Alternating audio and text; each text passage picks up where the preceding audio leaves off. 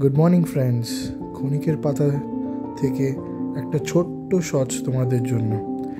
এই শচটাতে আমি প্রত্যেক দিন সকালবেলা ঘুম থেকে উঠেই একটা বেসিক পাল্টা রেওয়াজ করি। তো আসো শোনো, আশা করি তোমাদের ভালো লাগবে।